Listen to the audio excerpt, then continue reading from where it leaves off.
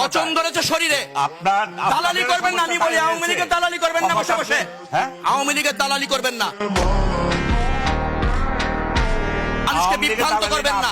আপনারা অনেক বিভ্রান্ত করেন, আপনারা করেন বিভ্রান্ত করবেন না। কথা বললে দালালি হয়ে যায় কেন? আমরা শুনবো শক্তির জন্য কান্না পাচ্ছে আপনার কাছে, এটা ন্যায্য কথা। ও জি, ন্যায্য কথা, এটা ন্যায্য কথা, ন্যায্য কথা। আপনার বাংলাদেশের ইলেকশন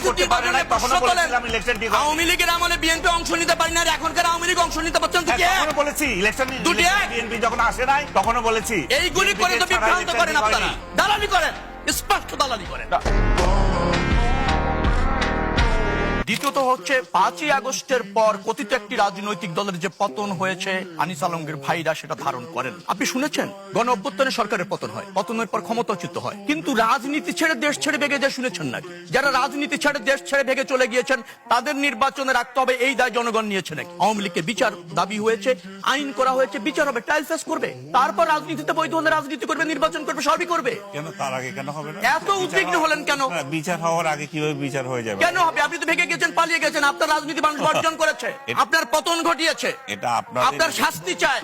ফ্যাসিবাদী তো সবসময় দোষর চায়, আবার দোষর পায়ও। আপনি যদি এভাবে বলেন জাতীয় পার্টির সহযোগিতা ছিল বিদায় শেখ হাসিনা দ্রুত ফ্যাসিস্ট হয়েছে, আর নাহলে তার ফ্যাসিস্ট হওয়া চাই দুরূহ হতো, সেভাবে দেখলে তো বলা যায় জাতীয় পার্টির সহযোগী, কারণ সর্বাধিক ভূমিকা পালন করেছে। হাসিনার পতনের আগে হাসিনা থাকতে পারে নাই, সেই কারণে পারবে না। আমি বুঝিনি আপনার কথা। যেটা ইনক্লুসিভ ইলেকশন করে নাই বলে হাসিনা থাকতে পারে নাই, সেরকম ইনক্লুসিভ ইলেকশন হয় নাই বলে। না, আপনি ইনক্লুসিভ নির্বাচন মানে হাসিনার অংশগ্রহণ ভাবছেন, এটাই তো সমস্যা আপনার। হাসিনার না, তাই তো মনে করছে আওয়ামী লীগের। কেন, আর কাকে বাধা দিয়েছে? আর কাউকে বাধা নয়, জাতীয় পার্টি দিতে পারছে না। কে বলেছে আপনাকে? এখনো পর্যন্ত সে সিদ্ধান্ত হয়নি। তো আপনি সিদ্ধান্ত, রাজনৈতিক দলগুলির দাবি আছে, আমি আপনাকে বলি রাজনৈতিক দলগুলির দুই একটি রাজনৈতিক দলের দাবি আছে, কে বলেছে পারছে না? কোথায় পেলেন আপনি? মন গড়া কথা বলবেন না, কে বলেছে পারছে না? আপনি আদালতে গিয়েছেন, একজনকে বিচার করবেন, বিচারের আগে আপনি ফাঁসি কিভাবে দেন? আর নির্বাচন করতে পারবেন এই সিদ্ধান্ত হয়েছে। বিচারের আগে ফাঁসি কিভাবে দেন সেটা বলেন আগে। কাকে বিচারের আগে ফাঁসি কিভাবে দেন? কাকে বিচারের আগে ফাঁসি দিচ্ছে? আওয়ামী লীগকে। কোথায়, কে ফাঁসি দিল? ওই আপনি ইলেকশন করতে পারবেন না মানে কি? আপনি জানেন ট্রায়াল চলাকালীন সময়, আপনি জানেন একটা রাজনৈতিক দল ট্রায়াল চলাকালীন সময়ে তার রাজনীতি ওপেন রেখে ট্রায়াল হয় নাকি? কেন হবে না? কেন হবে না? আপনি অপরাধ করেছেন, কেন আপনি অপরাধ করে আপনি ধরেন আইনের আশ্রয় না নিয়ে, আইন ফেস না করে বাইরে থাকতে পারেন নাকি? আপনি ব্যক্তিগত আক্রমণ করতে চাই না, আপনাকে আপনার উদাহরণ দিয়ে বলি, আপনি একটা মামলা ফেস করছেন, ঠিক আছে?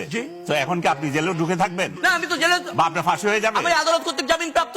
তো সেই এখন তো আদালতে যান নাই, আপনি এখনো আদালত ফেস করেন নাই, এখনো ফেস করেন নাই, এখনো ফেস করেন নাই। আপনি যেরকম একটা হত্যা মামলায় আসামি হয়ে আছেন, ঘুরে বেড়াচ্ছেন, টকশো করছেন, সেরকম আওয়ামী লীগও ইলেকশন করার অধিকার রাখে।